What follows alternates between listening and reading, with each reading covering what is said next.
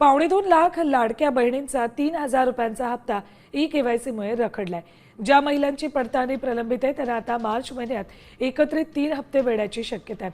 दरम्यान अपात्र लाभार्थ्यांच्या पडताळणीला अंगणवाडी सेविकांनी पुढे करण्यासाठी प्रशासनाकडून महिलांना आता आचारसंहितेनंतर 1 महिन्याची मुदतवाढ दिली जाणार आहे। औचित्य साधून फेब्रुवारी आणि मार्च महिन्याचा जो एकत्रित हप्ता आहे 3,000 इतक्या सन्मान निधीचा, हा आज आपण महिलांच्या थेट खात्यामध्ये वितरित करत आहोत। साधारणपणे 2,52,00,000 इतक्या महिलांना आपण हा लाभ आज आम्ही DBTच्या माध्यमातून आम्ही वितरित करत आहोत आणि साधारणपणे या औचित्यासाठी किंवा विशेष म्हणून आम्ही ह्या दोन्ही महिन्याचा लाभ आज महायुतीच्या सरकारच्या माध्यमातून राज्याचे मुख्यमंत्री आणि दोन्ही उपमुख्यमंत्री यांच्या सूचनेनुसार आज सुरुवात केलेली आहे।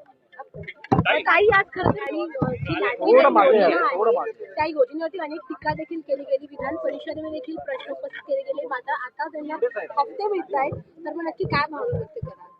एकही महिना असा नाहीये की ज्या महिन्यात महिलांना लाडक्या बहिणीचा हप्ता मिळाला नाहीये। डिसेंबर महिन्यामध्ये सुद्धा आचारसंहिता संपल्यानंतर झालेला आहे, जानेवारी महिन्यामध्ये सुद्धा वितरित झालेला आहे, फेब्रुवारी महिना आणि मार्च महिना त्यापर्यंत पोहोचवता येईल। त्याच्यामुळे टीका तर या योजनेवर सुरुवातीपासून होतच आलेली आहे आणि त्या टीकेकडे फार लक्ष न देता महिलांच्या आयुष्यामध्ये सकारात्मक बदल करण्याच्या दृष्टिकोनातून ही योजना आम्ही यशस्वीरित्या राबवण्याकडे जास्ती लक्ष देत आहोत। मला खात्री आहे की केंद्र सरकार, देशाचे लोकप्रिय पंतप्रधान नरेंद्र मोदी साहेब याची योग्य ती या मागणीची दखल घेऊन एक आम्हाला सकारात्मक त्यांच्याकडून त्याचे एक उत्तर ऐकायला मिळेल अशीच मी या निमित्ताने अपेक्षा करते।